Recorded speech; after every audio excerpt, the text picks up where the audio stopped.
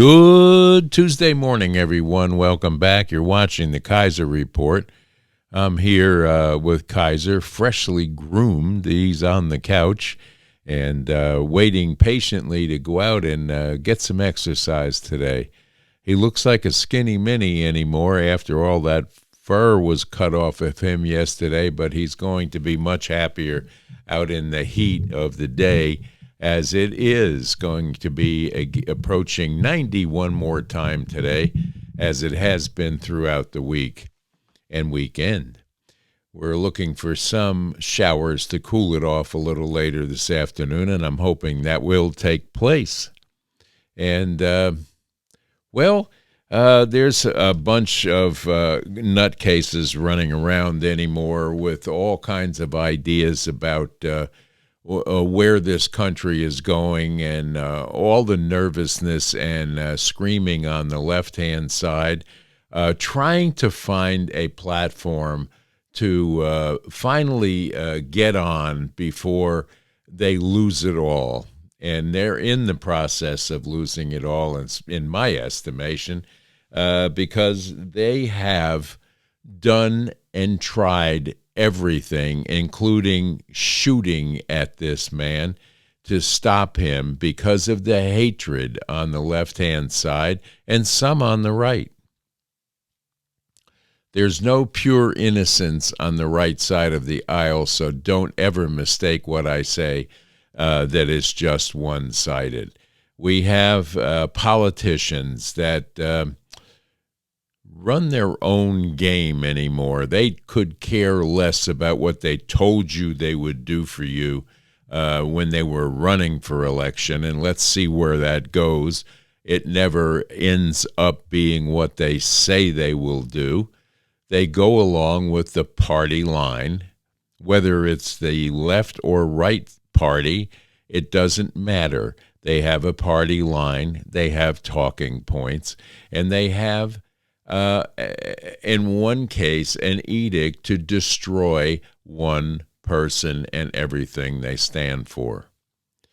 It's even gotten to the point where the media is so complicit that it's almost amusing to watch when they are now going to take the tack that cognitive ability of President Trump is either that or worse than Joe Biden was, and they don't understand why we would say the things we do about Joe Biden and then decide, well, it's okay for this and it's okay for that, but no longer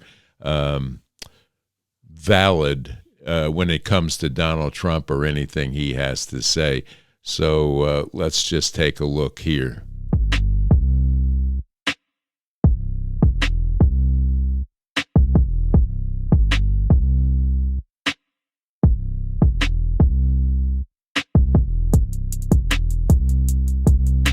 The thing I keep coming back to on a whole lot of things that the president does, I'm asking the question, why are we not talking about his mental acuity in the way we would if President Biden had been saying and doing a lot of these erratic things? It's funny you should say that.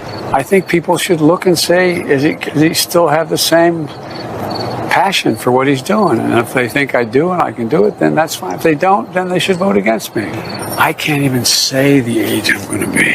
I can't even get it out of my mouth. I can't. I mean, I swear to God, it's like, no. Why are we not talking about his mental acuity? And that makes you a hypocrite. It's interesting what the news media will pull off and what they do to get away with certain things. And we'll see a bunch of this in Stupid Town here before too long. And actually, we're going to take you into Stupid Town early today, because it's almost amusing to watch. So let's take a little exit right here into Stupid Town.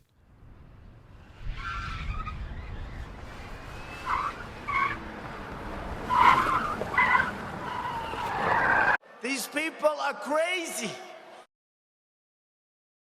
During his first go-round, it was very difficult, and I got myself into some bad places. You know, I was very, very depressed. I was overeating. I was over-drinking. I was so depressed, Chris. It hurt my heart that America believed the lies about him, and then it broke my heart to be in a business that creates and sells those lies for profit. You know, it was very heavy, to tell you the truth.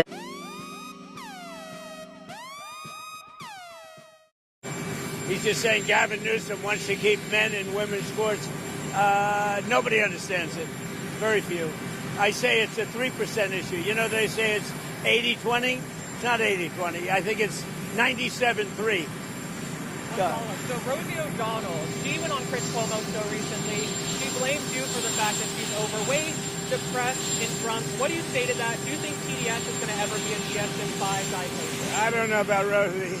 I watch Rosie. Rosie's a mess. She's a mess. But she left our country, which is a good thing, not a bad thing.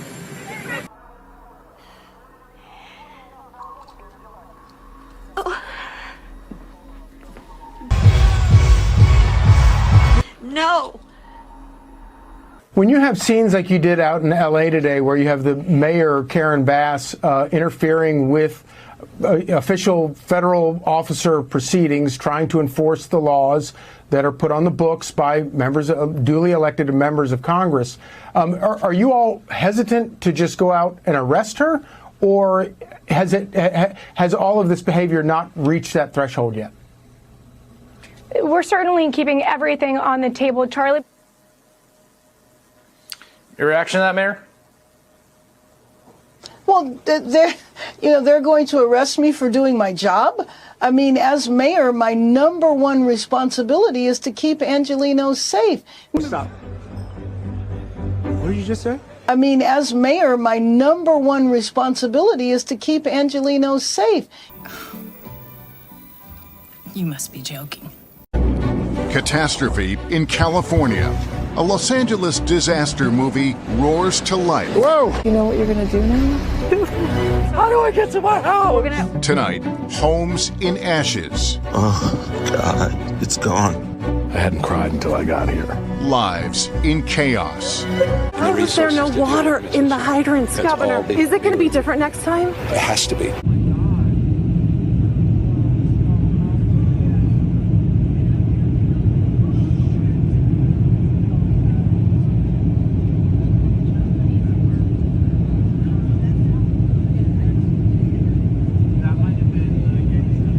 Do you owe citizens an apology for being absent while their homes were burning? Do you regret cutting the fire department budget by millions of dollars, Madam Mayor? Have you nothing to say today? This video, also captured by Sky News, shows a reporter awkwardly ignored by LA Mayor Karen Bass. The video taken by the journalist at an airport as Bass was returning to LA. She was in Africa when the LA County fire started. I mean, as mayor, my number one responsibility is to keep Angelenos safe.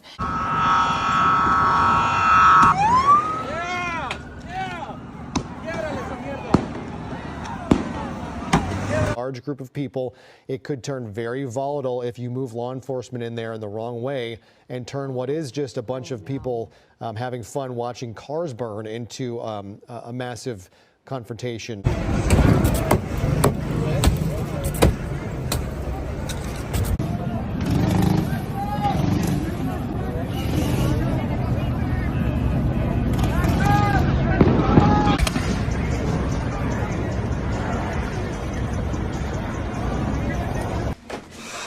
Smell good, don't they?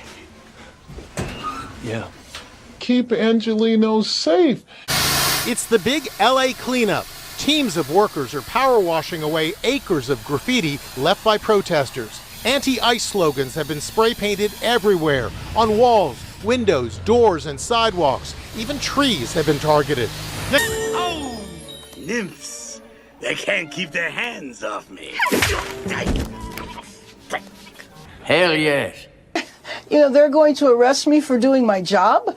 I mean, as mayor, my number one responsibility is to keep Angelenos safe. The window too, man. Oh, She fell. Yeah, she fell. Oh my gosh. Yeah, and they can't get out because they heard like the wind so bad. I am your retribution. Lifesaver right there, man. Jeez. Yeah, like they say, perfect timing. At the right place. According to Axios, some are even being told they need to be more willing to go out there and get shot when fighting. That was a direct quote, get shot when fighting back against some of Trump's policies. That was Wolf Blitzer. What a great name, eh? Probably one of the best ever. Wolf Blitzer. That was Wolf Blitzer on CNN, a former news network interviewing Hakeem Jeffries, leader of the Democrats in Congress. And Wolf tosses him an underhand softball pitch, basically asking if the Democrats condemn violence. And instead of saying, of course we condemn violence, he says, well, we're in a more is more environment. Check it out. They need to be more willing to go out there and get shot when fighting. That was a direct quote, get shot when fighting back against some of Trump's policies. One House Democrat saying, quote, and I'll read it to you, our own base is telling us that what we're doing is not good enough. There needs to be blood to grab the attention of the press and the public. How do you respond to that, Leader Jeffries? Are Democrats not meeting the moment, not doing enough to fight these developments? Well, we are in a more is more environment. Wow. Wow. In terms of the unprecedented assault on the American way of life and our country that has been launched by Donald Trump and compliant House Republicans. Well, my reaction is one of shock, disbelief, and sadness for individuals who literally dedicated their lives to keeping Americans safe, to supporting American prosperity, and for advancing American values. Yeah, so my entire team was affected by this, and I mean, the mood is somber, right? This is a sad day for democracy. It's a sad day for human rights. It's a sad day for the work that we have strived to serve as a check and balance between the general policy realm and our niche in the human rights and democracy and good governance world. I just think it's a sad time for our institution at a time when, if anything, the State Department is needed more than ever to advance our interests around the world and to compete with China and other countries to stop wars and support President Trump's agenda. Well, that's Stupid Town for today, and we're going to wish you all a very happy Tuesday, rest of this Tuesday. We're going to be taking a little ride down into the Knoxville area today, and I'll probably take a camera with me and see if we see anything of interest that we can bring to you tomorrow. But have a blessed day, and remember, help someone out and these people in Texas that need help, and still Western North Carolina. So be generous and donate something to Samaritan's Purse, who works so hard for these people to help and rebuild communities. So with that, we're going to say stay safe, stay strong, and stay tuned to the Kaiser Report for more information and a look into Stupid Town one more time. So bye-bye. God bless.